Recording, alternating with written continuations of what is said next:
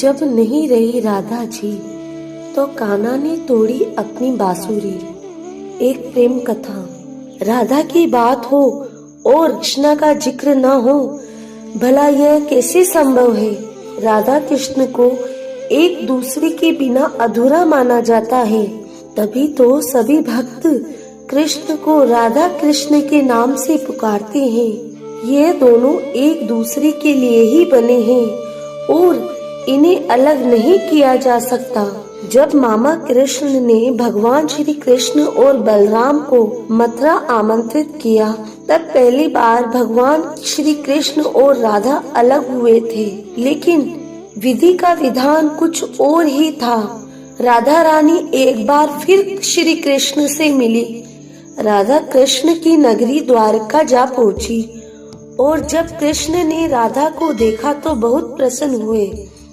दोनों संकेतों की भाषा में एक दूसरे से काफी देर तक बातें करते रहे और शास्त्रों में वर्णित है कि राधा जी को कान्हा की नगरी द्वारका में कोई नहीं पहचानता था।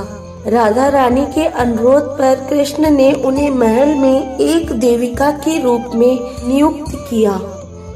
राधा दिन भर महल में रहती और महल से जुड़े कार्य देखती। मौका मिलते ही वह कृष्ण के दर्शन कर लेती थी। लेकिन सांसारिक जीवन से उनकी विदाई की बेला करीब आई तो कृष्ण से दूर जाने पर मजबूर हो गई। इसलिए एक शाम वह महल से चुपके से निकल गई और ना जाने किस ओर चल पड़ी। उन्हें नहीं पता था कि वह कहाँ जा रही है, लेकिन भगवान कृष्ण जानते थे। धीरे धीरे समय बीता। राधा रानी बिल्कुल अकेली हो गई थी और उन्हें भगवान श्री कृष्ण की आवश्यकता पड़ी। वह किसी भी तरह भगवान कृष्ण को देखना चाहती थी। उनकी यह इच्छा जानते ही भगवान श्री कृष्ण उनके सामने आ गए। कृष्ण को अपने सामने देख राधा रानी अति प्रसन्न हो गई।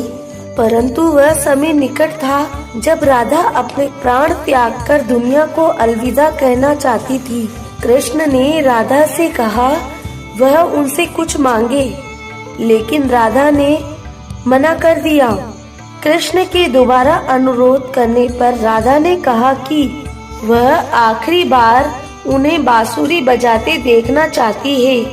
श्री कृष्ण ने बांसुरी ली और बेहद सुरीली धुन में बजाने लगी।